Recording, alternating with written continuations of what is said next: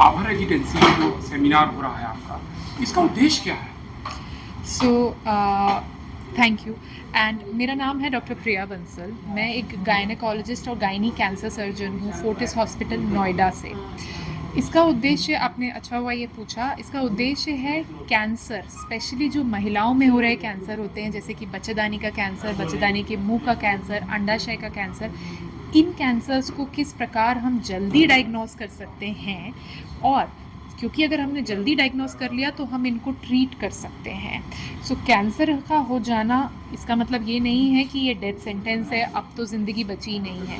Cancer के ही मेरे operated patients 8-8, 10-10 साल तक जीते हैं और एक स्वस्थ ज़िंदगी जीते हैं, तड़पती हुई ज़िंदगी नहीं जीते हैं। क्योंकि आजकल कैंसर के सर्जरी द्वारा, कीमोथेरेपी द्वारा, रेडिएशन द्वारा और भिन्न प्रकार के नए एडवांसमेंट्स के द्वारा हम ट्रीटमेंट कर रहे हैं। रोबोटिक सर्जरी हम कर रहे हैं, दूरबीन द्वारा हम सर्जरी कर रहे हैं, कई तरीके के ऐसे बिना सर्जरी किए वाले भी ट्रीटमेंट आ गए हैं जिसमें आपको पूरी बच्चेदानी नहीं निकलवानी है, एक हिस्सा निकलवा के बच्चेदानी के मुंह का कैंसर ट्रीट हो सकता है। इस प्रकार की इतनी सारी चीज़ें आ चुकी हैं, दिल्ली में, नोएडा में हम कर रहे हैं, जिससे कि एक महिला जो कि एक परिवार का सबसे महत्वपूर्ण केंद्र होती है, उसको यदि ये बीमारी डायग्नोस होती है तो पूरा परिवार इफ़ेक्ट होता है। तो उसके लिए ये बीमारी डायग्नोस होना, उसके बच्चे, छोटे बच्चे, माँ बाप सब जो उस पर डिपेंडेंट हैं, वो उम्मीदें ना खो दें, उसके लिए ये सेमिनार है, जिसके कि हम बता सकें कि ये कैंसर्स को हम कैसे जल्दी पहचान सकते हैं, इसके साइन एंड सिम्टम्स क्या होते हैं, और जब हम इन्हें पहचान पाएँ तो उसके बाद इसके क्या क्या नए प्रकार के ट्रीटमेंट्स आ चुके हैं। आपने जिस तरीके से अलीगढ़ में सेमिनार का आयोजन किया गया, क्या अन्य जगह भी आप सेमिनार कर चुके हैं इस तरीके के?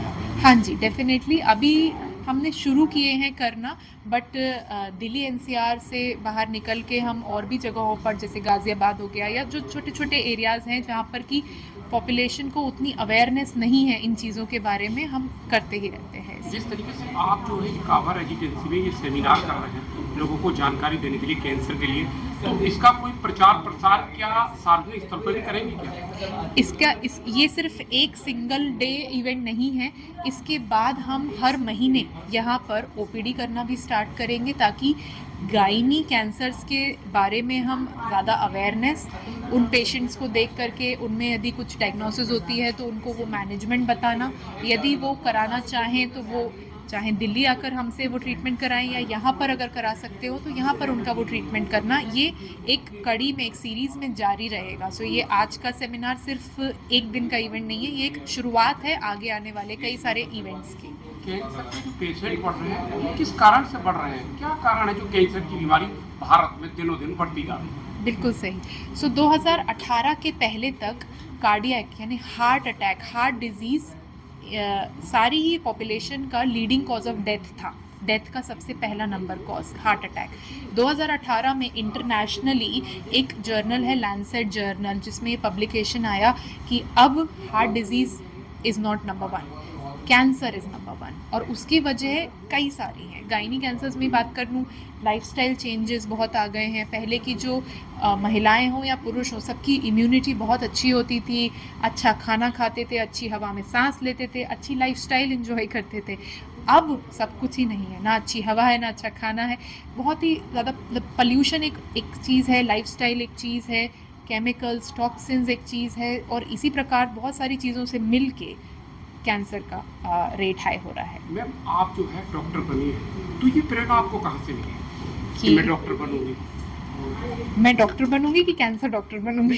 कैंसर डॉक्टर बनने की प्रेरणा कहाँ से मिली आपको? मुझे यही लगता है कि देखिए, मेरी प्रेरणा तो यही थी कि मैं कोई भी, हर जॉब अच्छी ही होती है अपनी तरीके से, पर जिस भी जॉब में मैं कुछ ऐसा कर पाऊँ कि जिसमें कि रात को जब मैं सोने जाऊँ तो मुझे लगे कि हाँ, कुछ किसी के लिए कुछ अच्छा किया, कुछ डिफरेंट किया, एंड जब सुबह उठूँ तो लगे कि आज कुछ और अच्छा नया करना है।